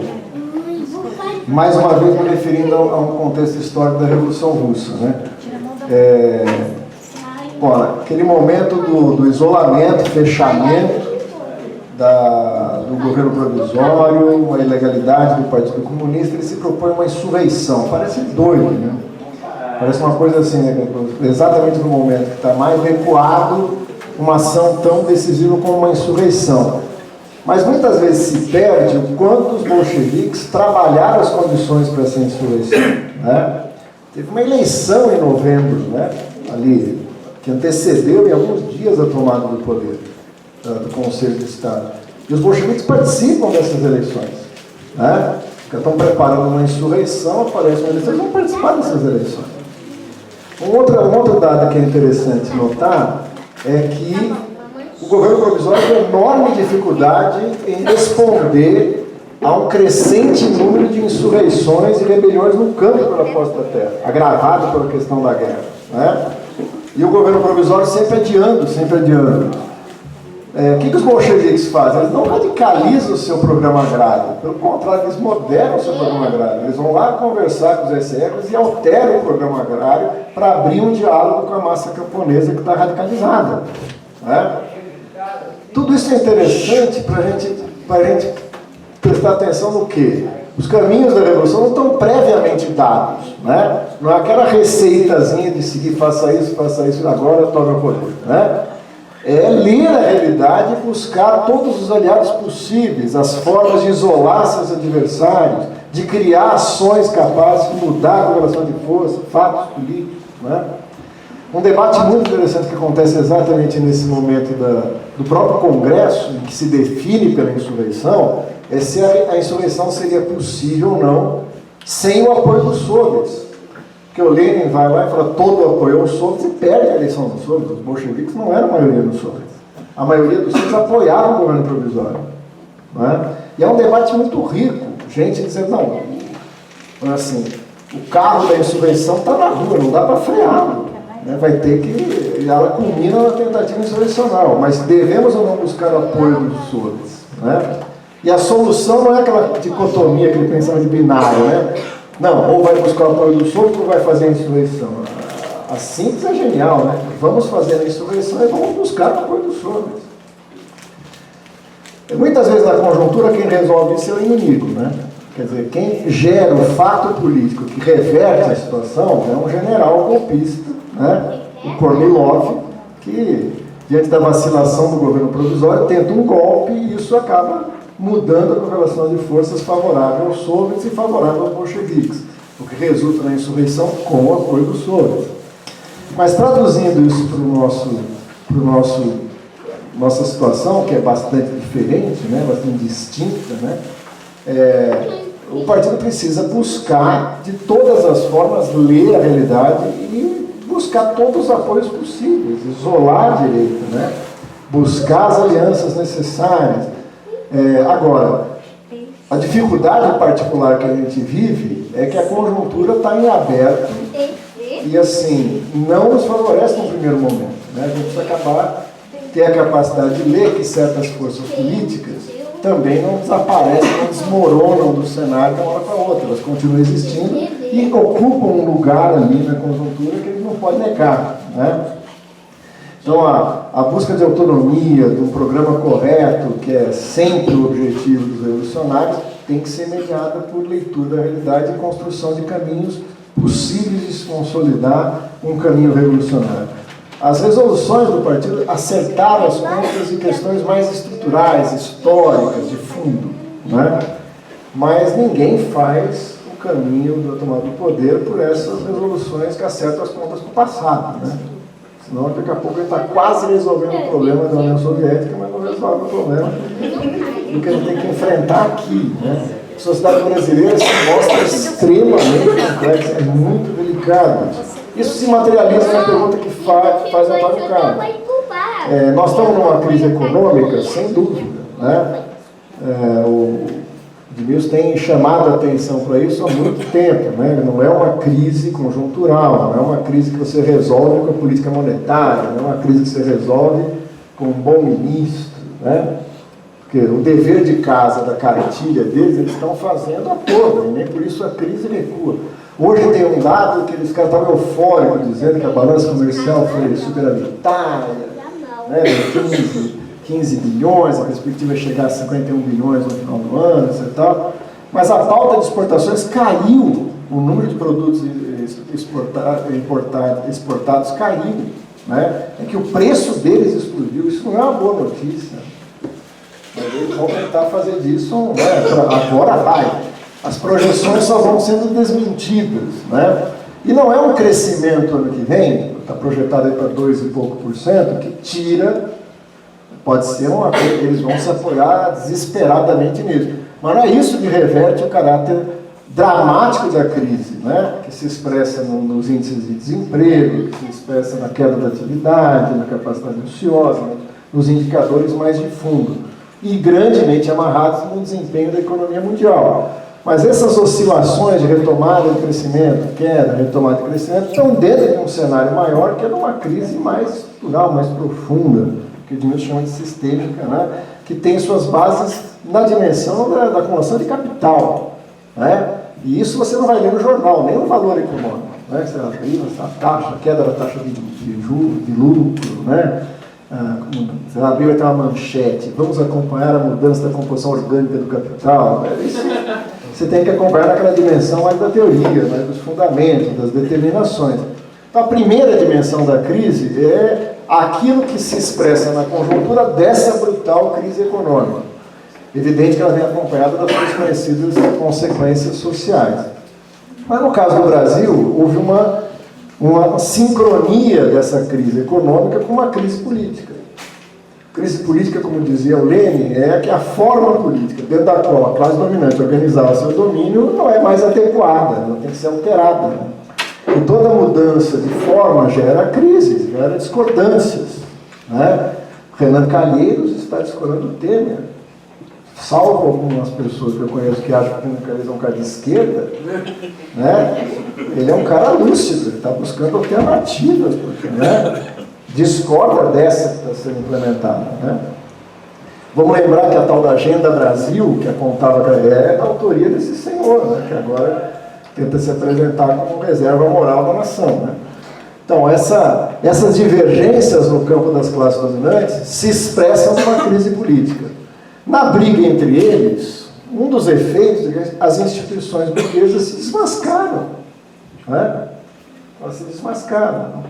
Então, o Congresso, no seu conjunto, a Câmara de Deputados, o Senado, né? Que a gente faz tempo que dizia que não serve para nada, que tinha que ser extinto. Nosso último ato desesperador para acabar com o Congresso foi tentar eleger o Antônio Carlos Mazeu, senador. Ele ia chegar lá e ia propor o fim do Congresso, do Senado, né? Uma instituição anacrônica, sabe, e tal. Quer dizer, isso que nós já sabemos faz tempo, vem para a tona da consciência quase imediata, né? Hoje, quer dizer, aquilo que nós falávamos na campanha, sempre falamos no nosso documento da perniciosa relação entre empreiteiras e o poder político, né? Agora está no jornal, está falando por eles, né? Então essa é a dimensão conjuntural da crise política, muito séria. Mas muita gente somava 2 mais 2, falava, crise econômica, crise política, logo, né? Está dada uma situação onde a burguesia está sem saída. E o que eu chamava a atenção nesse texto é exatamente isso, que tem um autor que é o Poulantzas, né, que vai descrever esse amadurecimento da crise do Estado para dizer que ela nem sempre é diretamente uma crise do Estado, ela é uma crise econômica, sempre. O capitalismo, toda crise tem fundamento na crise econômica, mas uma crise política não é imediatamente uma crise do Estado. Porque, diferente de outros, os marxistas não podem confundir a dimensão do poder, a dimensão governativa da dimensão do Estado. Né? Quer dizer, essa crise pode virar uma crise do Estado, mas ela ainda não é uma crise do Estado. E o que nós estamos vivendo mostra que o Estado está preservado nessa crise, ele está funcionando perfeitamente. Não é? A gente encontrou ele dia 28. Né? Num determinado momento, o Estado falou: oi, boa tarde, estou aqui. Né? Bala de borracha, gás lacrimogênio. Né? Ele está lá para proteger a ordem. E essa é a ordem do capital. Não, tá, o Estado está em frangalhos, tal, mais ou menos. Né? Pode ter eleições, pode não ter. E o Estado vai definir isso, tem ferramentas para definir isso. Né? E num caso de impasse tem o Supremo Tribunal Federal, que é essa reserva moral, jurídica, acima de qualquer suspeita, cujo Gilmar Mendes é a expressão mais acabada. Né? Então, essas dimensões que são do Estado, a conjuntura, ela está sendo didática por causa disso. Ela mostra a agudeza da crise econômica, social e política, mas também mostra o quanto os instrumentos de poder estão preservados. Isso é para sempre? Não, porque a própria maturidade da crise, da luta de classes, pode levar a uma crise do Estado. Aí as pessoas perguntam: mas como é que eu percebo quando faz essa passagem, né, da crise política para a crise do Estado? Não se preocupe que você vai percebendo. Né? A luta de classes muda de patamar. Ela entra num novo patamar. Né? A ordem fica ameaçada. Né? E por mais brutal que isso possa parecer nessa conjuntura tão confusa, a ordem não está ameaçada. Né? Isso faz com que os instrumentos de última segurança, aqueles que estão lá preservados para intervir, estejam quietinhos no seu canto. Tem gente que se acomoda com isso. Não, eu vi um discurso de um general, ele garantiu que não vai ter golpe. Não é assim. Né? Ele não vai dizer isso, né? Bom dia, Brasil. Bom dia, Brasil, estamos pensando. Não, né? Quer dizer, eles são a linha de defesa, né? Não sei nem se é a última, né? Se for a linha de última defesa da ordem capitalista no Brasil foi o Exército Brasileiro, nós estamos bem, dá para passar por ele. Mas parece que tem uma reserva logística que está bem azeitada mundialmente, né? Operando a política do imperialismo. Então, não tenho nenhuma dúvida de que esse amadurecimento da crise ainda vai se desenvolver para capítulos posteriores. Por que a ordem está garantida? Porque a política de apassivamento, que prevaleceu no último momento, ainda impõe seus efeitos. Ela já está em crise, né? Você tem uma mudança de qualidade aí, a greve geral de 28 foi um indicativo disso. Mas ela deixou marcas muito grandes na consciência, na organização, na identidade política da classe trabalhadora. Né? Então, o apassivamento não é algo que se encerra na sexta-feira e segunda-feira começa um período de ascenso de classe. Ele ainda vai cobrar seu preço. Né? Por isso que a ordem pode estar ainda, eu acho que o que prevalece na conjuntura é a disputa do botim. Eles acreditam que derrotaram as forças governistas do último ciclo, mas eles não se entendem sobre quem vai capitanear esse novo período que abre. Eles só têm identidade e acerto nas medidas a serem tomadas para retomar o crescimento da acumulação capitalista. Agora, quem vai se beneficiar disso? Quem é o político que vai se beneficiar disso? Aí tem algumas regras da cinematografia hollywoodiana. Né? Nem sempre são os atores que aparecem em evidência. São balões de ensaio que se jogam, né, para até fazer checagens e tal, mas eu acredito que os verdadeiros planos da burguesia estão sendo gestados em salas nas quais nós não somos convidados e nem é interesse para tornar público isso. Né? Dentro e fora da ordem, porque a burguesia opera nessas duas dimensões sem nenhum escrúpulo. A gente que fica preocupado, mas será que devemos? Mas eles não têm esses escrúpulos, trabalham dentro e fora da ordem, estão trabalhando em todos os cenários. Todos os cenários. E tem alternativas para todos os cenários. Né? Por isso que a greve geral tem um ponto cego, porque ela pode servir tanto para um dos cenários da burguesia, que a burguesia joga no cenário do descontrole, né? Para ela é um cenário viável, quando tudo estiver sob risco, ela joga no cenário de descontrole e isso legitima alternativas autoritárias, né? Mas ela tem cenários para a continuidade do governo Temer, para a interrupção do governo Temer, uma disputa eleitoral em 2018. Ela está tão bem que ela joga dos dois lados na disputa eleitoral de 2018. É legal, né? Imagina o cara vendo a final do torneio de futebol lá na Europa e o Atlético de Madrid e o Real Madrid, o cara apostou nos dois, né? 2018 é um cenário parecido com esse, né? A burguesia tem suas preferências, mas tem suas possibilidades de retomada do pacto de uma outra forma com a própria candidatura do Lula. Então esse cenário ainda vai se desenvolver e ainda está em aberto para a gente poder fechar uma análise e dizer, não, o cenário vai ser esse, tem fechamento para frente, ou tem eleições em 2018, tem ainda um hiato a ser ocupado, né? E o centro desse ato na conjuntura agora é a reforma da Previdência, né? Eu não sou favorável àquela análise que, por exemplo, o Val Pereira falou, né, que o Temer joga tudo ou nada na reforma da Previdência. Não necessariamente, né? Não passa a reforma da Previdência agora, ele vai passar medidas cosméticas em outros campos e tal, né? Mas é uma cartada decisiva, ele precisa dessa reforma e vai jogar peso para que ela passe. Por isso, a gente tem que jogar peso para que ela não passe, né? Você fez as contas, sabe que não, se a gente pressionar bem não passa. Muito pouco provável que qualquer pressão que a gente faça reverta a votação. Vamos lembrar, só para dar um exemplo, a greve geral da França, que durou vários dias, uma radicalidade monumental, não barrou a reforma da Previdência na França, né? Então não é uma resistência, o ponto da nossa resistência está muito aquém ainda do que seria necessário para criar um impasse em que a reforma da Previdência fosse travada. Mas é essencial equilibrar o jogo, é essencial colocar a classe, porque a experiência da classe na resistência a isso, incluindo a derrota, se for o caso, ou seja, passar a reforma da Previdência, é um patamar sobre os quais a gente pode construir novas etapas dessa luta na sequência. Vamos abrir para perguntas, tá?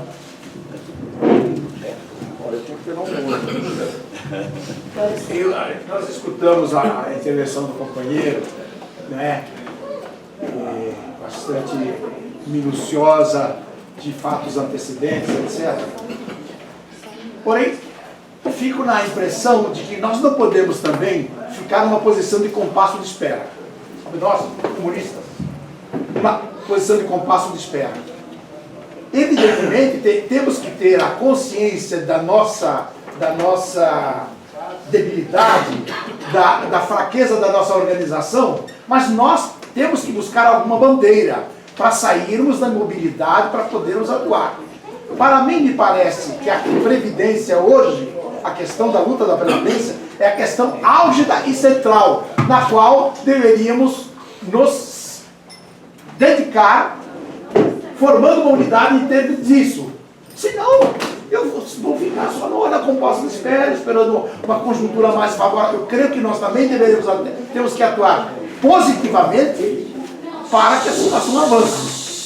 Para pior ou para melhor, isso também ninguém sabe. Mas eu acho que o momento agora é exatamente essa bandeira, pegar esse mote da Previdência e trabalhar na unidade em torno dela. O que o companheiro acha? Sim, Mauro, eu gostaria de saber se você trabalha com alguma tendência sobre o possível impacto, né, mais imediato, no curto espaço de tempo aí, da aprovação dessas reformas sobre os processos de consciência da classe. E uma segunda pergunta, nessa trama conjuntural atual, do ponto de vista dessa reorganização das formas de resistência e tal, nós, como um partido político, como você avalia o potencial impacto da tal da reforma política que estão considerando aí também? E uma outra pergunta é, você também considera relevantes ou expressivos os papéis atualmente exercidos pelos aparelhos privados de hegemonia? Você trabalha com Gramsci e tal, gostaria de saber o que você pensa sobre isso. Henrique. Aliás, João Henrique Luchampo. Mas a respeito da greve do dia 28. Bom, a gente teve um fato curioso que a gente sabe que literalmente aqui em São Paulo a cidade parou. Isso é fato. Mas, em contrapartida, a gente não teve uma adesão tão grande do setor da classe trabalhadora. Se a gente observar bem as intervenções que teve no dia 28, foram intervenções que, mesmo que tivesse uma exceção maior do que o normal da classe trabalhadora, foi mais de iniciativas de organizados.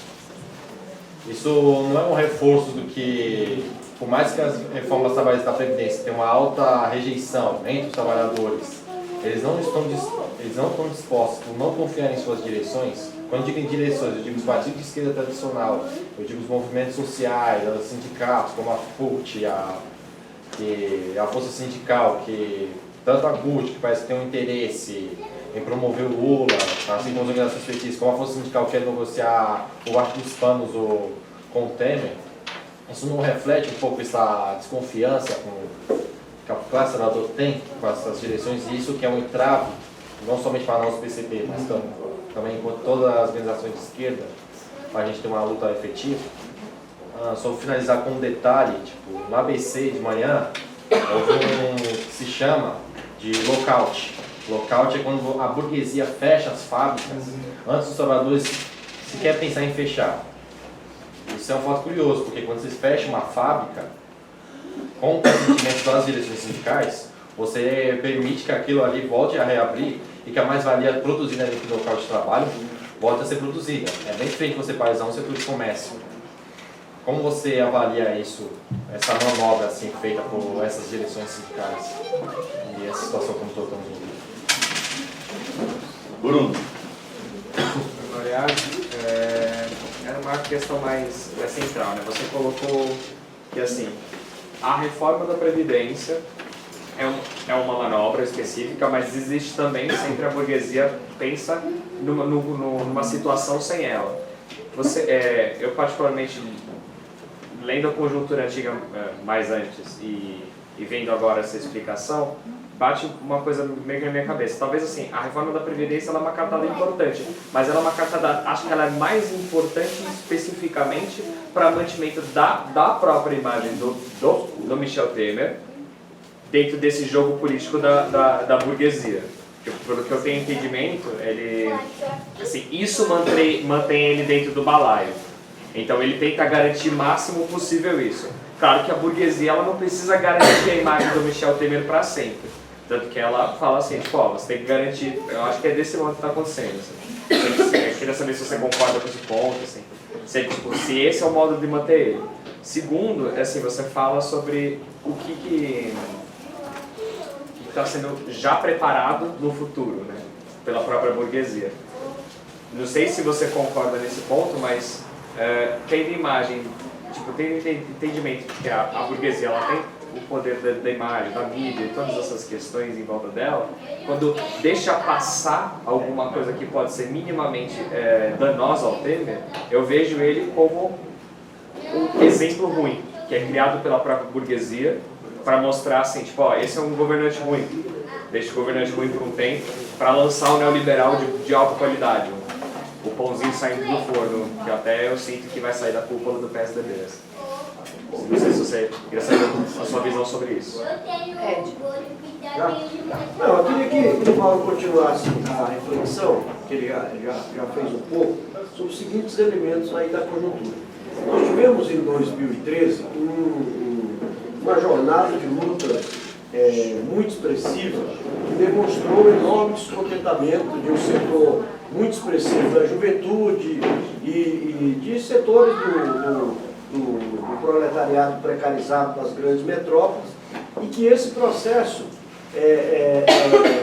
já mostrou um enorme descontentamento social. E a isso se juntou um novo estoque de problemas.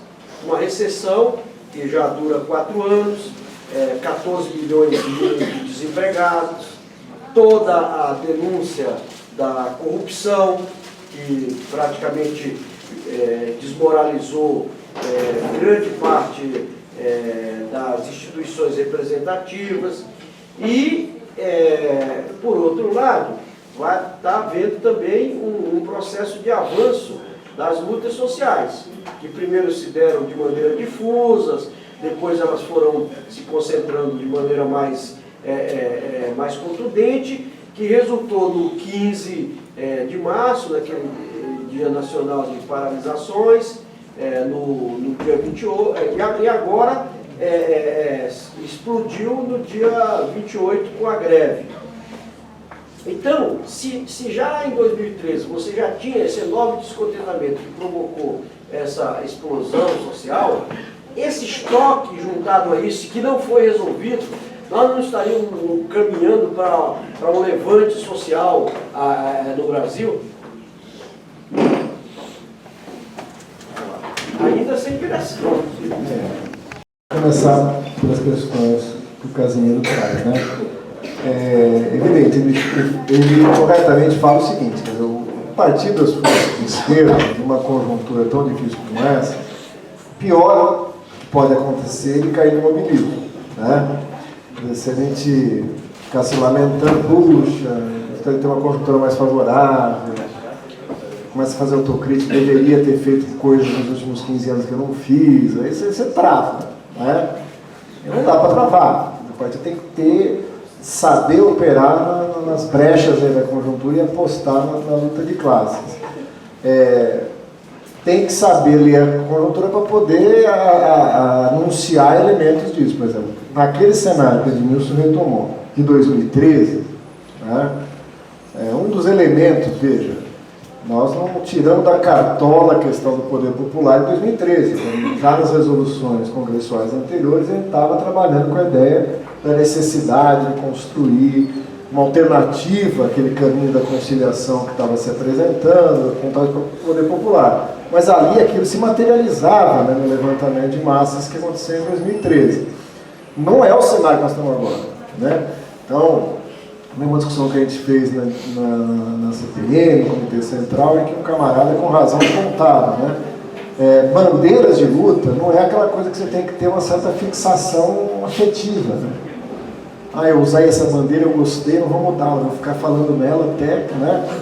No momento que o Brizola encasquetou com as perdas internacionais, o pessoal falava de perdas internacionais. O cara perguntava, mas como é que você vai resolver o problema das enchentes, as perdas internacionais?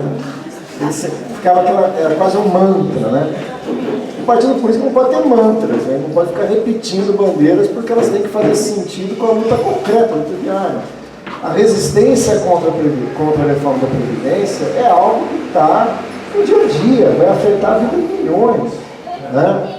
Você tem enorme dificuldade em fazer grandes projeções políticas de médio e longo prazo, mas qualquer trabalhador sabe que essa reforma vai afetar o tempo que ele vai ter que ficar trabalhando, o tempo de contribuição, vai cair o benefício que ele tem, que vai ferrar com assistência, né? Com um pouquinho, vamos chegar um pouco mais para frente na questão do mundo, falar um pouco mais dessa, porque eu acho que a reforma da Previdência responde aqui, né? Tá didático equacionar os elementos mais de fundo com os elementos mais conjunturais a partir da reforma da Previdência e da luta contra ela. Por isso é uma boa bandeira de luta para a mobilização. Quer ver uma coisa, Pedro? Eu acho que a reforma trabalhista nos ferra mais que a reforma da Previdência. Ela foi mais brutal que a reforma da Previdência. Mas ela não pegou, não gerou isso. Mas tem uma explicação, né? Ela foi sendo implementada aos pouquinhos, ela é quase consolidar o desastre que já foi feito na flexibilização, né? Então ela passa sem grande resistência. Eu acho ela muito mais perniciosa para a classe trabalhadora que a reforma da Previdência, né? Mas ela não tem essa centralidade dessa bandeira. O que a gente faz? Tenta colar as duas e fazer essa luta para chamar a atenção a isso. O risco, eu acho que aí o Casimiro também chama a atenção, é que é uma bandeira de luta para não cair no mobilismo. E ela não é algo para ser... Ele não pode ficar trocando de bandeira. Se você apoiar tudo na questão da reforma da Previdência, ela passa, a gente gera essa sensação de derrota. Então a nossa capacidade é articular a resistência contra a reforma da Previdência a um projeto, a uma proposta política. Um dos efeitos negativos dessa conjuntura é que os grandes temas do debate foram relativizados, né?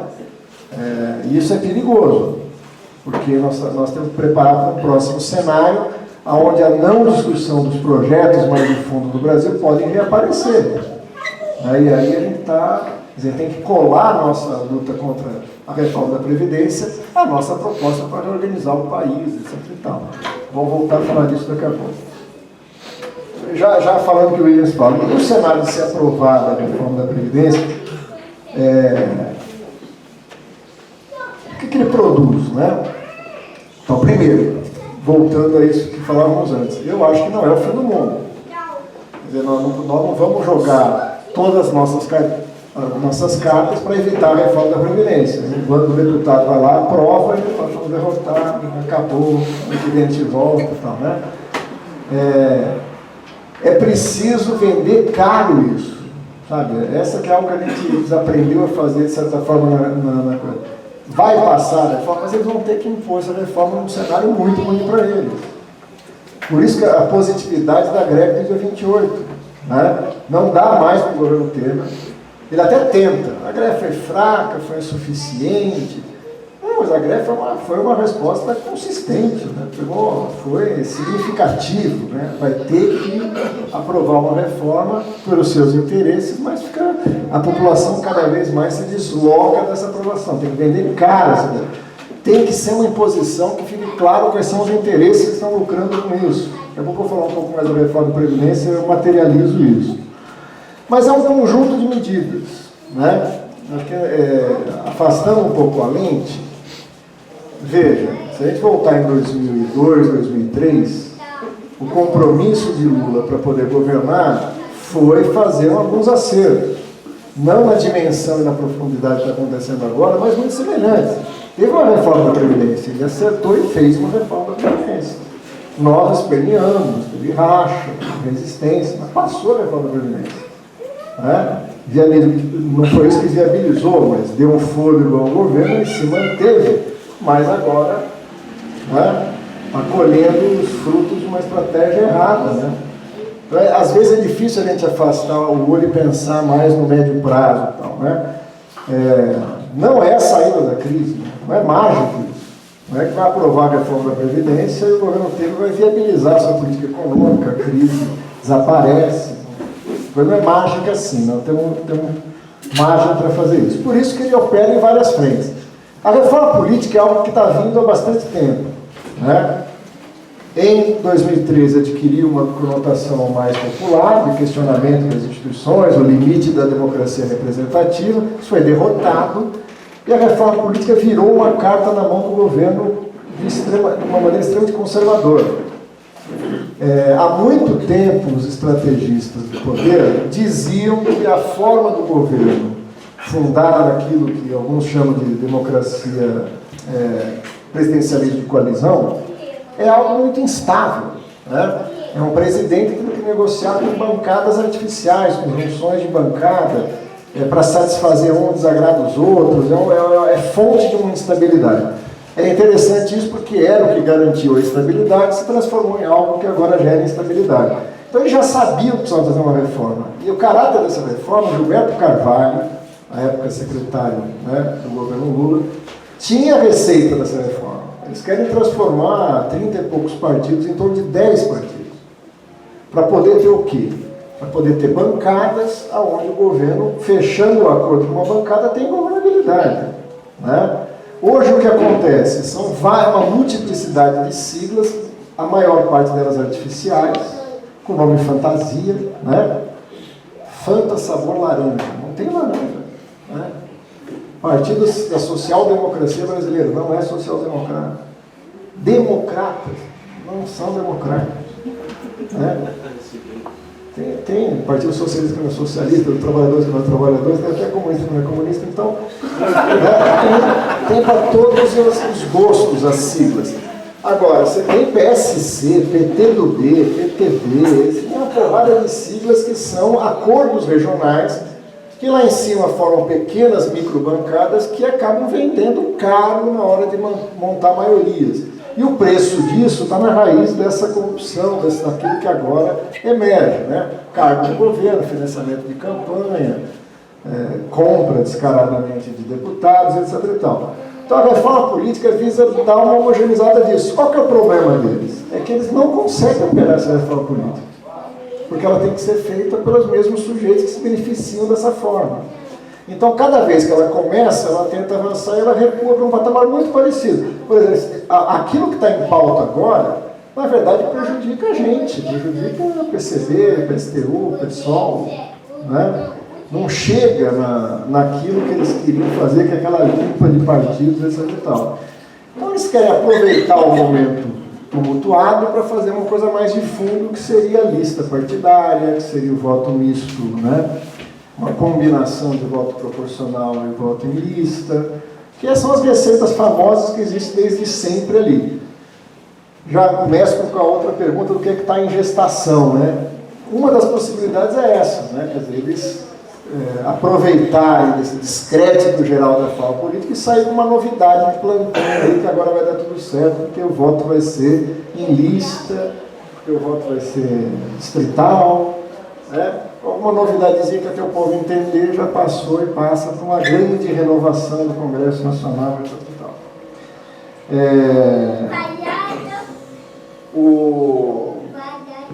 Então, os aparelhos privados de hegemonia estão funcionando perfeitamente, né? Quer dizer, hoje não dá para entender o Estado brasileiro fora de algo que não está na esfera propriamente do Estado político, né? Então você tem os poderosos grupos econômicos se expressam também em disputas na direção política da sociedade. Não tenho tempo, não vou entrar em detalhes nisso, mas, por exemplo, o Plano Nacional de Educação, né, foi todo ele construído em cima de algumas entidades, né? Instituto Ayrton Senna, Todos pela Educação, Instituto Milênio, né? Você não vai achar isso, não tem uma sede num lugar assim que discute educação, são instituições nitidamente aparelhos privados da hegemonia. E tinha um plano para a educação brasileira, que se expressa, se desdobra, por exemplo, na reforma do ensino médio, etc. e tal. Tem um plano para isso. E esse plano não foi o ministro da Educação que fez, né? Não foi o Haddad, não foi o Mercadante, todos eles excelentes ministros, né? Não foi o Robson, não vai esquecer o filósofo colega Antônio Carlos da Janine Ribeiro, né? Uma aluna minha fez uma tese sobre os planos de educação, a imagem que ela usou é boa, né? É um mosaico, né? Fica mudando de ministro, mas na hora que você pega o plano é um só. Quem está fazendo esse plano? Não são os ministros, não são as equipes técnicas, são esses institutos, né? O Rio de Janeiro tem um instituto, uma instância lá que é a Casa das Garças. 63% do PIB se reúne para tomar chá no final da tarde. O que é que esse cara define na Casa das Garças vira política de Estado, né? Então, localizar esses grupos de poder, que vai dar uma rede que vai vincular o monopólio bancário, né, as grandes indústrias, o grande capital do comércio, as transportadoras, isso é pouca gente que está reunida em alguns institutos traçando políticas que acabam depois aparecendo como políticas de Estado. Então está funcionando. Lógico que o mais visível são os meios de comunicação, né? Mas a Globo está numa situação legal, ela tensionou demais a corda, né? Ela está muito didática, né? Essa semana está passando um especial sobre a ditadura. Está planejado para daqui a 60 anos fazer um sobre os acontecimentos atuais, mas ela está profundamente envolvida também. Então fica muito hipócrita, muito visível esse papel dela, né? Mas cuidado, né? A Rede Globo, enquanto símbolo da agitação política, é ótimo. Mas a política de comunicação no Brasil hoje não é mais só a Rede Globo, e a própria Rede Globo não é mais só a Rede Globo, né? Está na TV a cabo, está nas concessionárias, está em outros meios que formam opinião, nesses incríveis meios democráticos de redes, etc. e tal, que também são aparatos, que têm que ser entendidos como aparatos privados de hegemonia, formam opinião, etc. e tal. A greve do dia 28 é a adesão dos trabalhadores, né, que pergunta o Henrique, né? Então, naquela ideia de não cair na ilusão, né? Finalmente, a greve geral, a classe trabalhadora deu-se entrada, etc. e tal. A gente faz tempo que está analisando isso. Em em junho de 2013, a classe trabalhadora não fez a sua entrada. Né? No dia 28 ela também não fez a sua gloriosa entrada, apesar de que ela se moveu de forma mais enfática do que em outro cenário.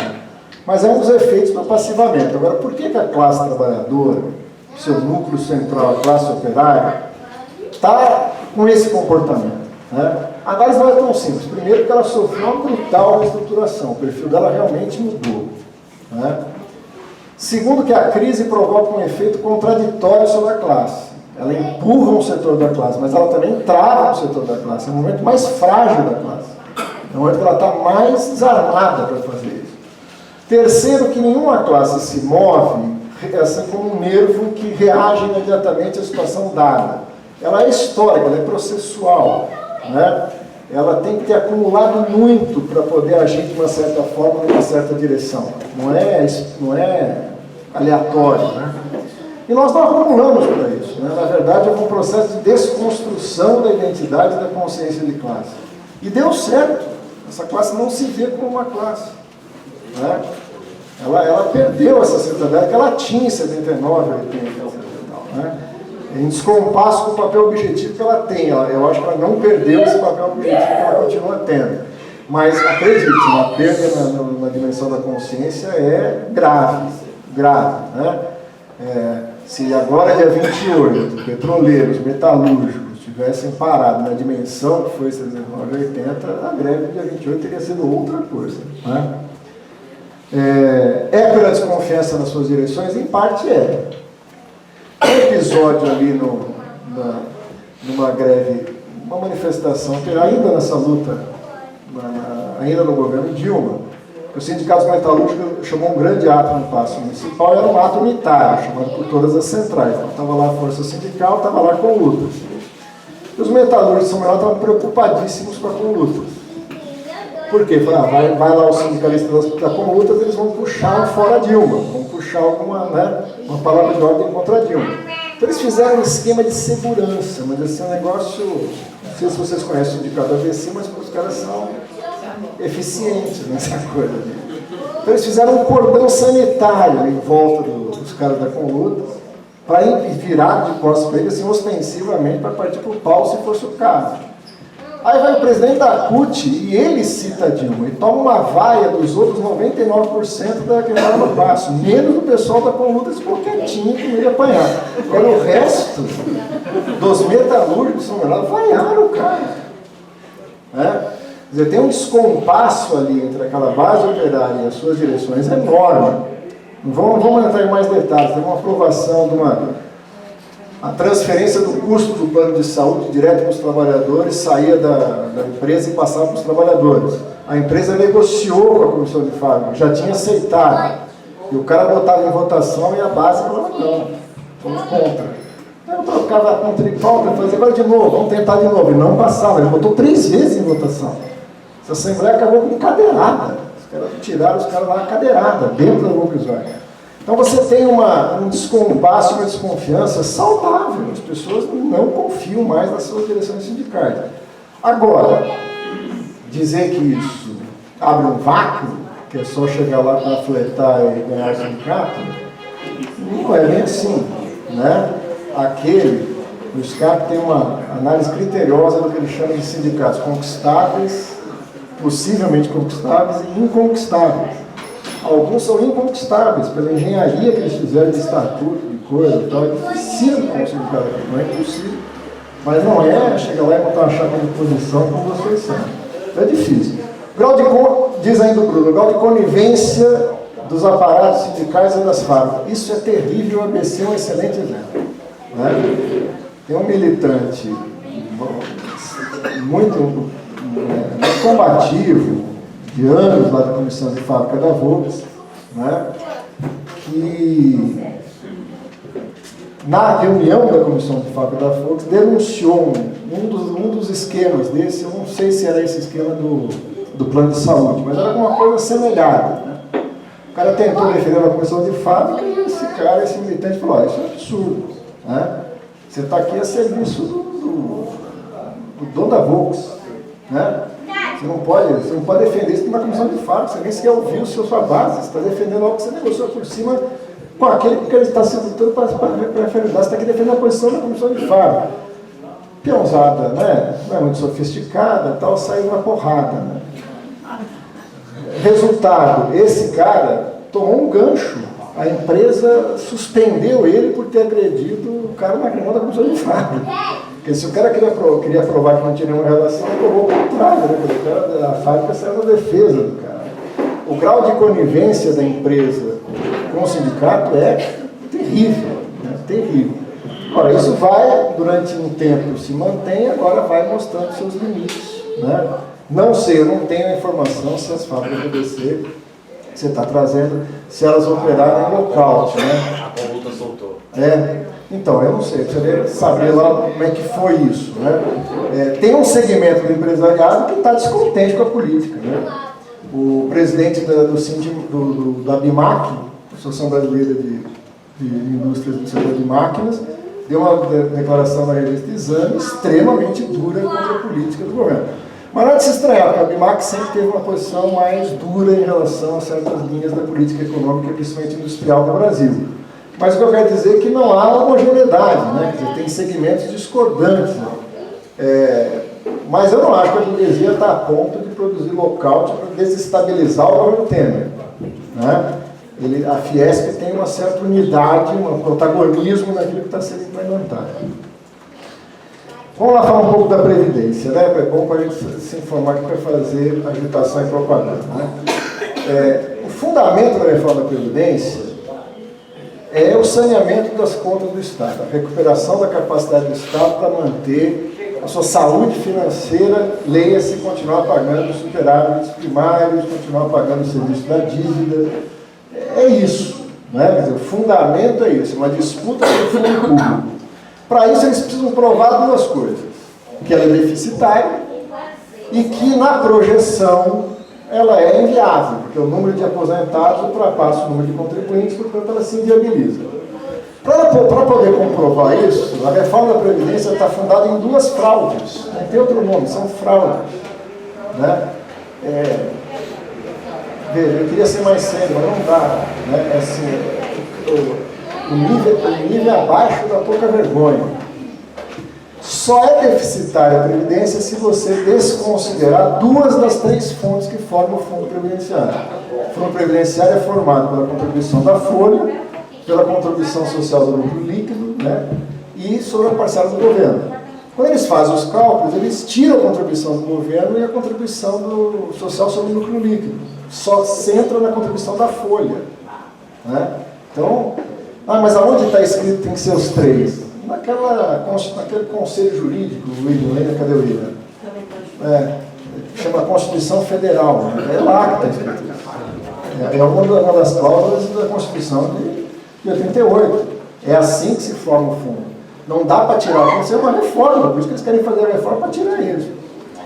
Agora, tem uma série de dados, que chama o plano autorial, que diz como é que vai se posicionar a população brasileira para eles fazerem os cálculos. Por que vai ter muito mais idoso, né?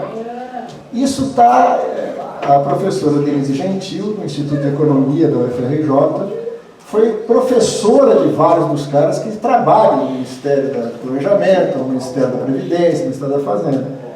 Ela é amiga dos caras, liga para os caras e fala, aí, como é que vai sua tia, etc. E ela troca informações com esses caras, né? E quando os caras passaram, finalmente, depois de muito ela cobrar o plano autorial, ela falou no debate, olha, eu só posso resumir de uma forma. Se fossem meus alunos que tivessem feito aquilo, eu reprovava. Está errado, senão. E está propositalmente errado. É má fé.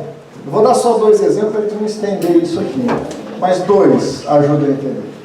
Quando eu faço uma projeção, uma tendência, né, porque os dados no qual se baseio é como vai estar o Brasil em 2060. Eu tenho dúvidas como é que vai estar o Brasil em 2017. Os caras estão querendo saber como é que vai estar o Brasil em 2060. Eu falo, para fazer uma projeção dessa, qualquer economista sabe que eu preciso pegar alguns pontos anteriores, não é isso? Normalmente, 21, 25, 30 pontos anteriores, para poder ver um comportamento projetado. Sabe quantos pontos anteriores se pegou para fazer essa projeção?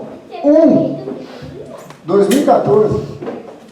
Você pega os dados de 2014 e projeta que vai ficar exatamente assim até 2060. Não sei o que o Edmilson acha dessa conta, Edmilson.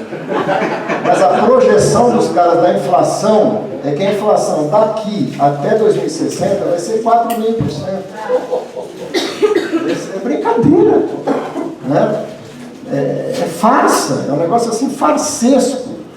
A perspectiva de vida, tem um dado do IBGE que aponta um crescimento da expectativa de vida em 2014. Mas a própria análise do IBGE cai a perspectiva, vai caindo a população, numa linha decrescente. Eles fazem essa perspectiva ficar crescente. Em cima de quê? Qual o fundamento? Para poder fazer a reforma da Previdência, porque não tem nenhum fundamento a população mais idosa. A Denise Gentil falou, chikungunya, né? Febre amarela, salário mínimo desse, assalto em cada esquina e a perspectiva de vida cresce. Não, algo está errado, né? Mas em cima da perspectiva de vida tem o dado definitivo e eu paro por aí para não estender mais. Dizem que a reforma da Previdência vai corrigir desigualdades e promover o fim de privilégios. Ela ataca as aposentadorias altas, por isso que ela está tendo a reação das corporações sindicais. O mapa é perfeito. Você pega a perspectiva de vida no Brasil, ela só é em torno de 79 e 80 no sul-sudeste. Norte e nordeste é abaixo de 65, que é a idade que eles estão contando. Mas não é só isso, que seria evidente, né? Evidente que ela vai favorecer as regiões mais ricas e penalizar as regiões mais pobres. Mas se você pega a cidade de São Paulo e pega a perspectiva de vida no mapa de São Paulo, é didático. Para quem não tem dúvida se existe luta de classes, pega isso. Né? Nada como estar no serviço social para ele ter acesso a esses dados. Você pega o mapa da cidade de São Paulo, você tem uma mancha no centro, assim, nos bairros ricos, em que a expectativa de vida ultrapassa 80, e na periferia é 50 anos a expectativa de vida. Então é uma reforma para penalizar os pobres. Ora, então é o quê? Maldade? Eles querem fazer isso porque é maldade?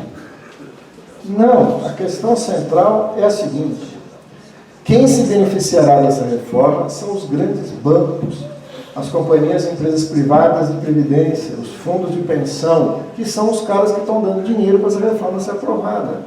Então não é só o Temer, não é o Temer que está na reta, ele é o representante de um grupo de interesses poderosos que quer essa reforma. Os bancos, né, o grande capital financeiro, os fundos de pensão, as companhias privadas de capitalização, esses caras têm interesses poderosos que financiam essa reforma da Previdência. Ao lado disso, ela tem uma funcionalidade. Por que ajuda a manter a saúde financeira do Estado? Para poder manter os vultuosos subsídios que ele está dando para a empresa privada, para o grande comércio, para a exportação, para o agronegócio, né? Então é uma soma de interesses dessa camada do lado de cima contra os mais pobres, né? É por isso que ela é uma boa bandeira em torno da qual a gente pode ampliar nossa resistência. Por fim, fechando. Fechando agora a coisa aí, fecha o bagulho aí. Fechando. Junho de 2013, né? Olha lá. Você tem...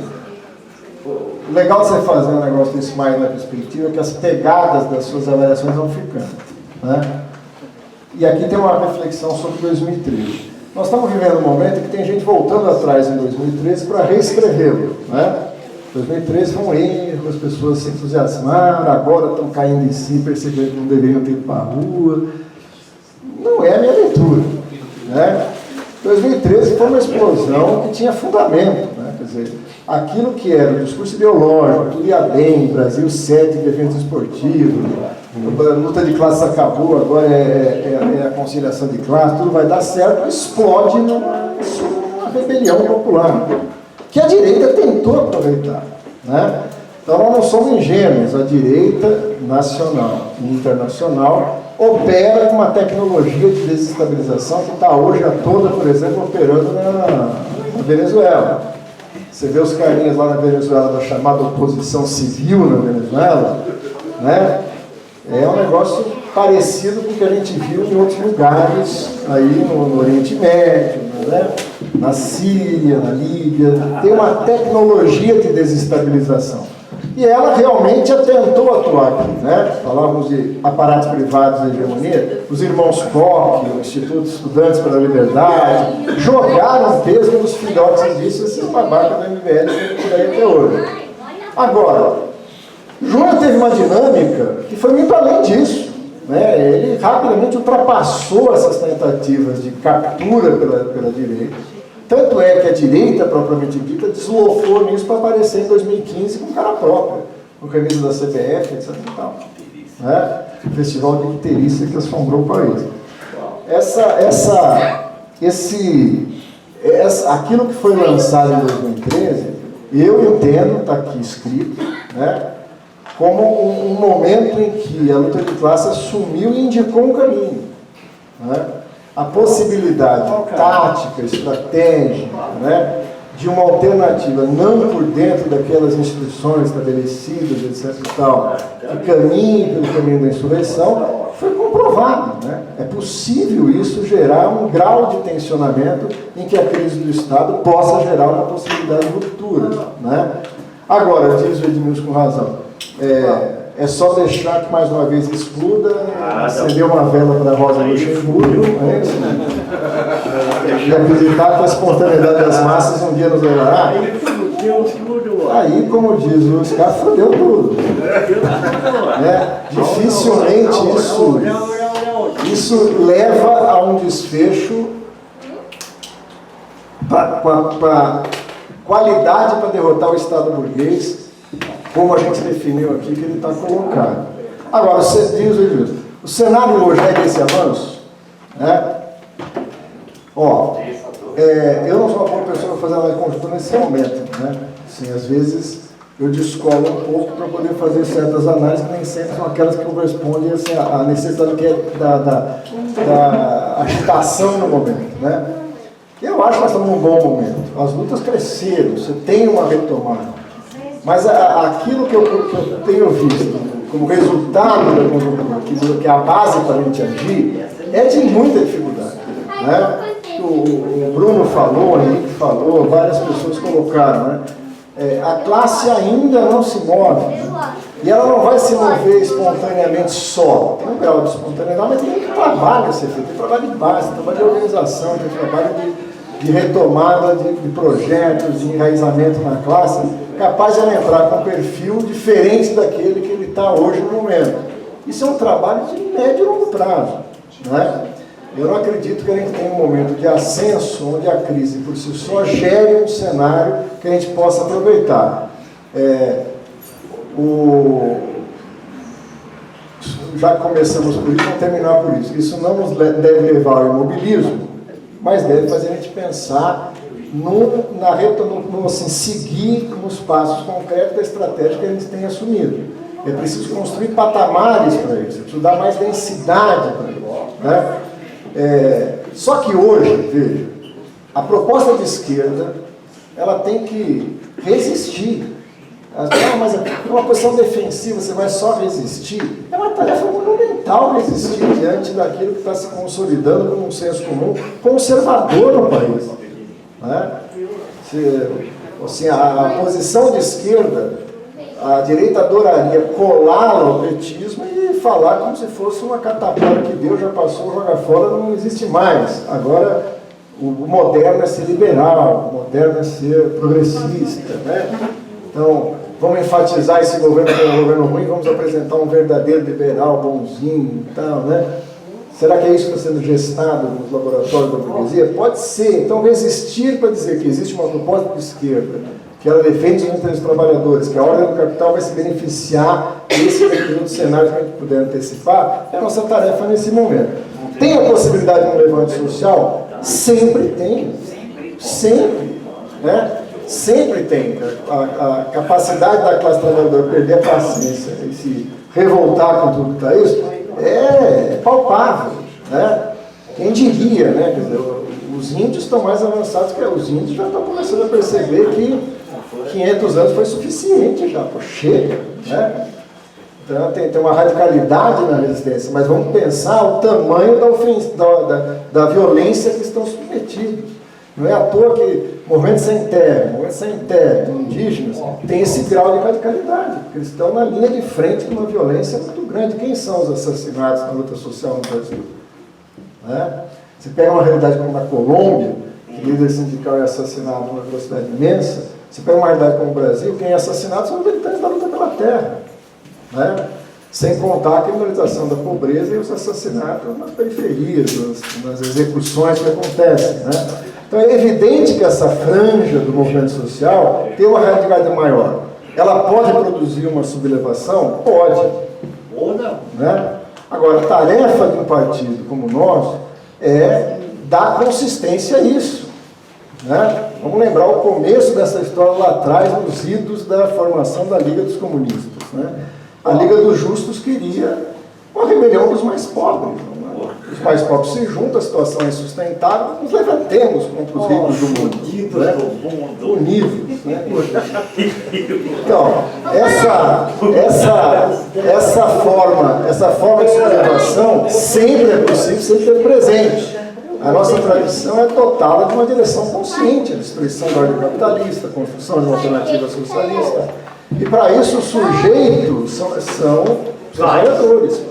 Né? Não são vanguardas capazes de convencer pela mídia, pela qualidade dos nossos documentos, pelas redes sociais, de uma proposta política. É dotar o movimento real da classe de uma direção revolucionária. Então, a possibilidade do levante ou se inscreve na nossa estratégia, ou você vai ter que correr atrás de um descompasso de classe. Eu acho que é por aí, ele passou pelos principais. O Belchior caiu a linha, não viu mais trabalhar, mas acho que o recado final dele é bom, né? Quer dizer, se nós não sabemos onde isso vai acabar, agradecemos pelo menos ao tempo que o inimigo nós conhecemos. Acreditem, nessa conjuntura é uma vantagem considerável. Porque se você não conhecer quem é o inimigo, saber seu nome, seu endereço, a chance de convidá-lo para a luta e tomar um cafezinho no final da tarde é grande, né? E aí a possibilidade disso dar novamente num desfecho catastrófico, como foi o período que se encerra, é muito grande.